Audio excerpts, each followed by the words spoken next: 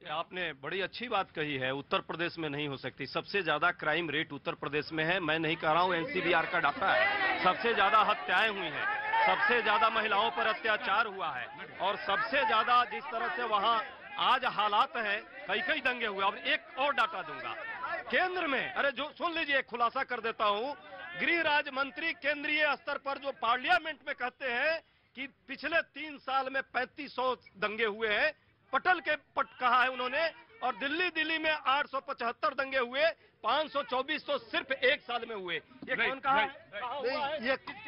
नहीं, आप किस बेस पे कह रहे हैं? आप जरा बताएंगे इस बात को, कितने दंगे हो गए यूपी में? मैं भी यूपी से हूँ। कितने हम शांति में है, कितने आराम से। दिल्ली सेंटर की पुलिस है, दिल्ली में देख रहे थे क्या हालत है? कौन से दंगे हो रहे हैं आप बताइए ना। दिल्ली में दंगा नहीं हुआ। नहीं, दिल्ली में नहीं कह रहे हैं, वो कह रहे हैं यूपी में तो नागपुर में सर। जी। मुझे बड़ा मजा आता है जब दिल्ली के कन्नॉट प्लेस पे उत्तर प्रदेश की बात होती है। भैया मैं तो भारत की बेटी हूँ, लेकिन उत्तर प्रदेश में जन्मी हूँ, बनारस काशी क्यों। एक चीज कहूंगी, बड़े गर्व के साथ हम लोग कहते हैं कि अगर योगी, आज देखिए 23 करोड़ की जनता ने दोबारा योगी जी को चुना है। और मैं एक चीज और आपको बता दूं कि सिर्फ हिंदू मुस्लिम पे नहीं चुना है। पिछले 20 सालों में जितने 11 अस्पताल थे हमारे पास नेशनल लेवल के, और पिछले 7 सालों में हमारे पास 35 प्लस बड़े अस्पताल हैं उत्तर प्रदेश पे। चाहे आप शिक्षा ले लीजिए, मिड डे मील ले लीजिए। अब मिड डे मील में ये नहीं होता कि कोई अधिकारी जाने वाला तो बच्चों को लड्डू खिला दो, बाकी खिचड़ी में निपटा दो, वो नहीं होता। सुन लीजिए, दूसरी चीज, यूपी इतना बड़ा जगह है जहाँ पे हिंदू मुस्लिम सब रहते, दंगे रहते थे, लेकिन 2017 के बाद मुझे एक बड़ा दंगा दिखा दिया। डर और भय दोनों है वहाँ लोगों में। प्रतीक जी, मेरी यहाँ पे बहन है, इन्होंने बात करी स्वास्थ्य जो हॉस्पिटल्स हैं उनकी। मैं इनको एक बात बता दूं, नीति आयोग की रिपोर्ट में जो हेल्थ सिस्टम है यूपी का, वो सबसे निचले स्तर पे था। अगर आप बोल रहे हो कि अगर आपने हॉस्पिटल बनाए, हमने देखा गंगा में कैसे लाशें तैरी गई, कैसे लोगों को सिलेंडर नहीं मिला। और एक और बात बताऊं, जिन लोगों ने ट्विटर पे हेल्प मांगी कि हमें सिलेंडर चाहिए, उनके क्या धमकियां हुई, उसमें सुप्रीम कोर्ट ने संज्ञान लेने के लिए बोला कि आप ये नहीं कर सकते। राइट। देखिए, मैं 2 लाइनों से इनका जवाब देना चाहती हूँ। न शादी, न बच्चे और न सत्ता के भोगी हैं उत्तर प्रदेश में विपक्षी और गुंडे थर थर कांपे, वो हमारे योगी हैं। हाँ जी, हेलो प्रतीक जी, कैसे हैं जी आप? बढ़िया है। कहाँ से आ रहे हैं? कुल्लू से। पहचाना नहीं आपने? राजा साहब के टाइम भी आए थे। कुल्लू मनाली में आ रहा हूँ, बस हिमाचल का इसके बाद दौरा होगा। तो कैसे हैं आप? और सेब की फसल कैसी हुई इस बार? बहुत सेब है। अब अगस्त में निकलेगा, सितंबर में। तो पहली बेटी आपको एड्रेस दे देना इस बार मुझे। यही आना चाहिए। सेब यही आना चाहिए, सबको खिलाना चाहिए। अब मैं आया। जो बात हो रही है आज हिंदू मुस्लिम की, अभी तक जितने मौलाना है बहुत पढ़े लिखे हैं, उन्होंने अपनी मानवता, अपनी इंसानियत आगे बढ़ के क्यों नहीं पहल करते कि अपने समाज को सभ्यता से समझाएं, अपने युवाओं को समझाएं, जो गलत कर रहे हैं उस गलत का सपोर्ट ना करें। दोनों तरफ से होगा ना वहाँ? नहीं, आप हिंदू ने ठेका ले रखा क्या? अरे तो दोनों तरफ से दोनों होगा ना।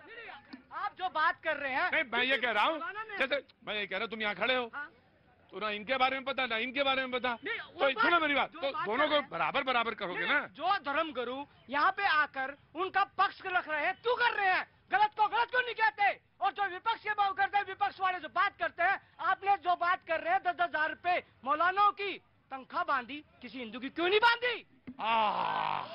मैं आया। देखिए, एक बात बराबर डिबेट में शुरू से चल रही है, तुष्टीकरण को लेकर। तुष्टीकरण।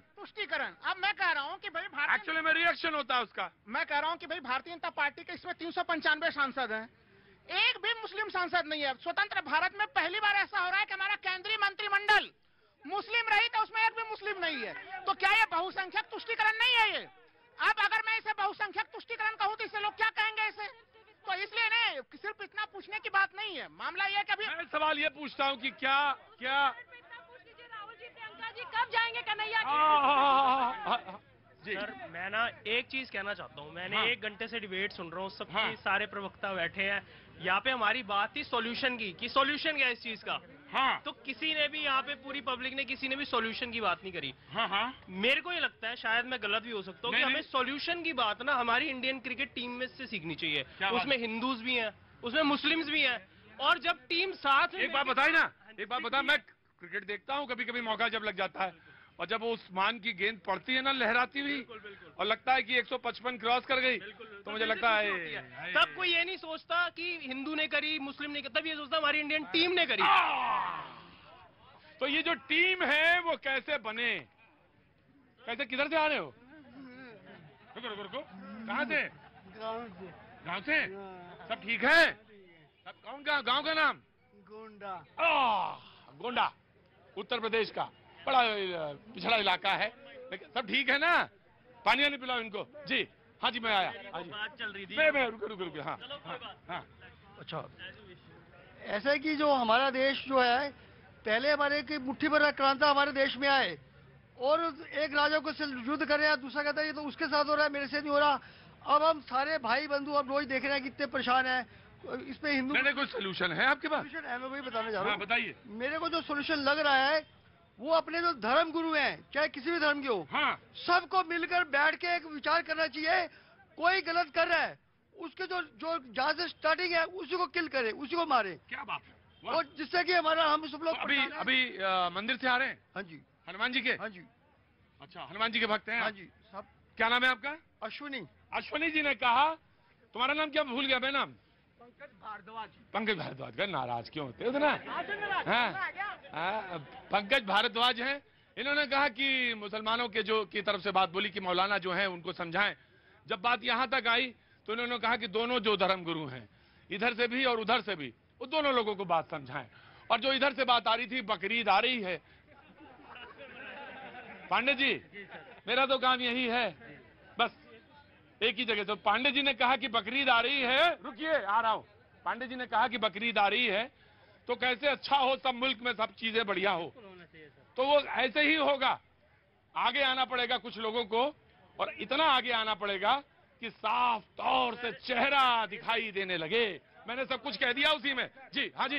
लोग कहते हैं कि रमजान हिंदू का है जो मुसलमान मनाते हैं, और होली अली ये मुसलमान का है जो हिंदू मनाते हैं। क्या बात है, बहुत अच्छे आदमी है। बताइए कहाँ के रहने वाले हैं? बिहार के हैं, बक्सर के। हाँ, तो ऐसा कर देते हैं आपको कि आपको इस बार चुनाव लड़ जाओ आप। नहीं, मैं बताना चाह रहा हूँ। हाँ। और जो भी कहते हैं, एक टीवी पर चैनल पर बोलते हैं हाँ। कि ये जी ये हो जाएगा, तो उस पर सारे हिंदुस्तान पड़ जाता। एक नेता बीमार हो जाता है तो सारे जाकर के पूछते हैं उसके घर पर। और हमारे दुख दर्द में हमारे बाप दादा मिलकर इकट्ठे हिंदू मुसलमान रहे, वहाँ तो आज तक कोई दंगा नहीं हुआ। यहाँ पर लोग कोई जवाब नहीं देना चाह रहा। एक नेता यदि बीमार हो जाता है, मोदी जी ने बोला, सारे नेता जाकर के बोल रहे, और उस पर कोई नहीं है। हमारे भाईचारा क्या हो गया? हमारे खान पान में कमियां हैं, पढ़ाई लिखाई में कमियां, कहाँ कमियां हो गई?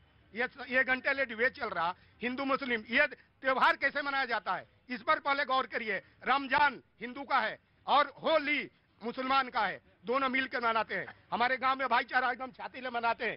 साल भर की लड़ाई होती है तो होली के दिन जाकर कहते हैं अरे भाई तुम हमारे पास आओ, इस बार के बात करो। ए भाई साहब चुप रहो, ये सिर्फ बहुत जन बात बोला। सुना झारखंड के बने हो, झारखंड कब बना? झारखंड बना कब पता आपको?